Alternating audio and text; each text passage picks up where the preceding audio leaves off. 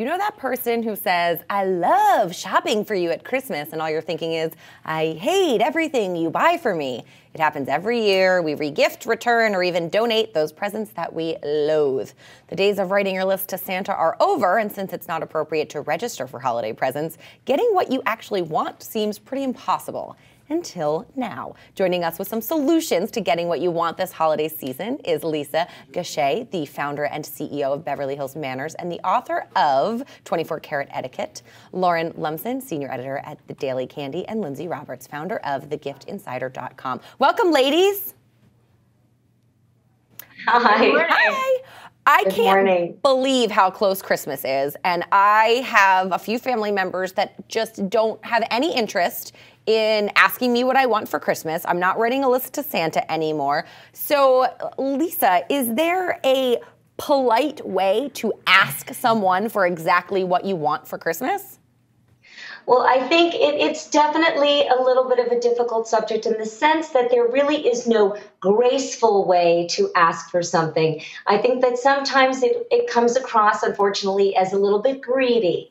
But there is a way, I believe, to subtly drop hints with family. You know, certainly you're with them often enough where you can either be perusing a magazine or in a store and say, oh my gosh, I love this item. I can't get it for myself right now, but I really would love to have this someday.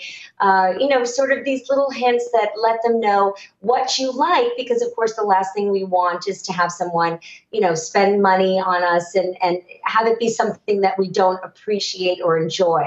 So I think those subtle hints that we drop are the best way, but always with a smile and, in a very sort of, appropriate way.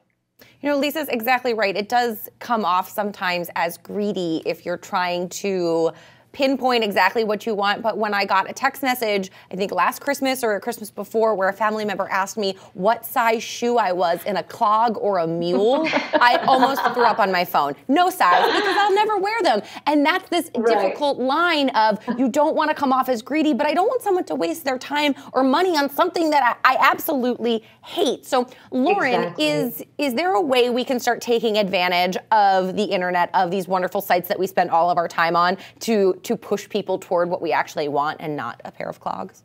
Absolutely. In fact, I think social media is maybe the best way to drop subtle but direct hints.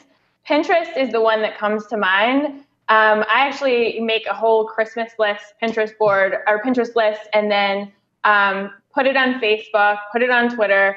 And I mean, that's where my mom gets a lot of my gifts from. So I think Pinterest is probably the best way. Or if there's something you really want, just post it over and over on Facebook. That'll get the point across. That is probably a great idea. Lindsay, if you're the person who's unsure of what to get, you don't necessarily want to flat out ask, but you want to get someone something they like and you don't necessarily have their style per se, is there a way to go about finding out what someone wants? I think, like what Lauren was saying, Pinterest is absolutely the best. It's, and there's also a lot of sites that have wish lists on the site.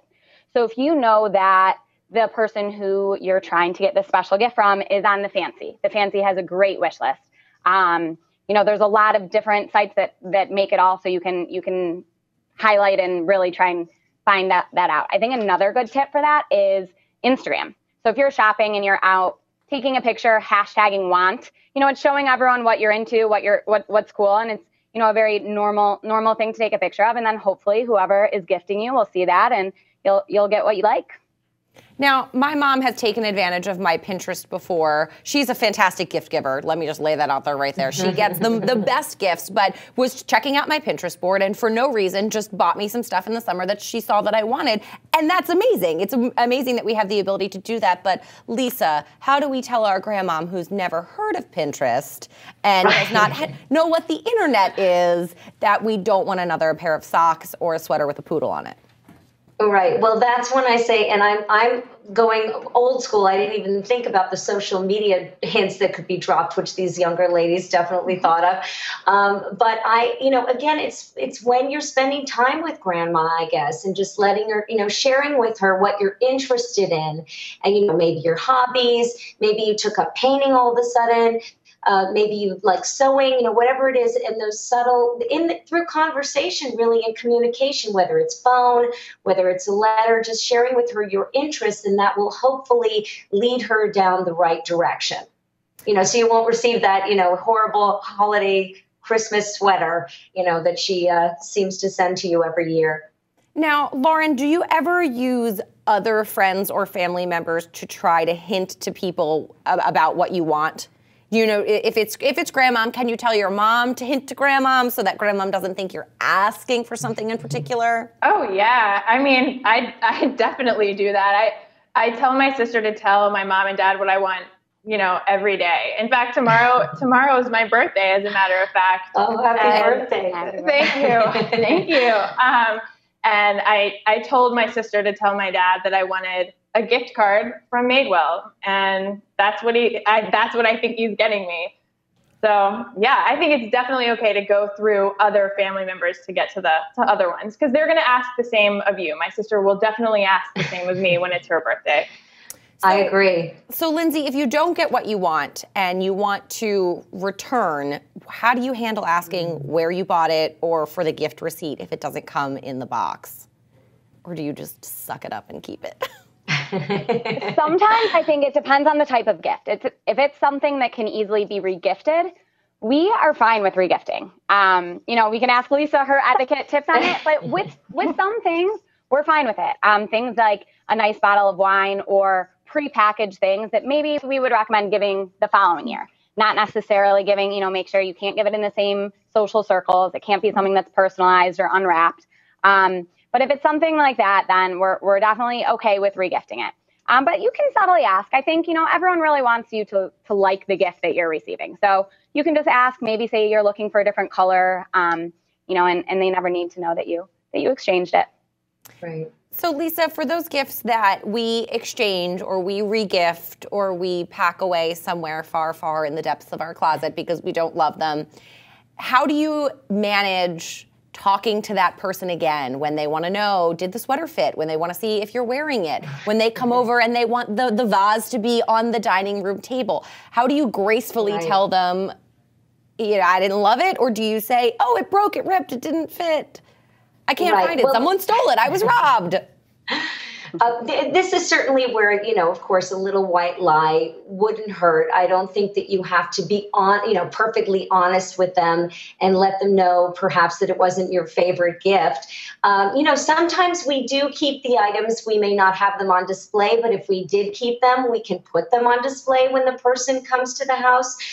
So that's certainly an option. But if you've given it away altogether, then I like to just deflect the conversation. I have children, so I'm sort of become facile with that. So if it's something that you can sort of smile and then sort of gear the conversation in a different direction that deflects it, that might be one way of handling that situation. Or just smile and say you love it, and it's somewhere. You can sort of just make up as you go that it's located somewhere and you've used it and you can't wait to use it again. And it was so thoughtful of them. And you really just try and talk up the positive aspects of the gift. You heard it here, ladies, from the etiquette expert. It's all smoke and mirrors if you don't like the gift, and that is okay. It is. Well, Lauren, Lindsay, Lisa, thank you so much for joining us. And guys, you heard it here. Use Pinterest, use Instagram. Leave your comments of what you want in our comment well. We'll send them out to your Nana to make sure she gets you what you want. And if you can't, lie about it. But in a very polite way, says Lisa. Thanks. Thank you guys so much. For more info on a guide to gift giving, check out our resource well below to make sure that you're not giving someone that they're going to re-gift. Stick with us. We have more great conversations coming up here on HuffPost Live.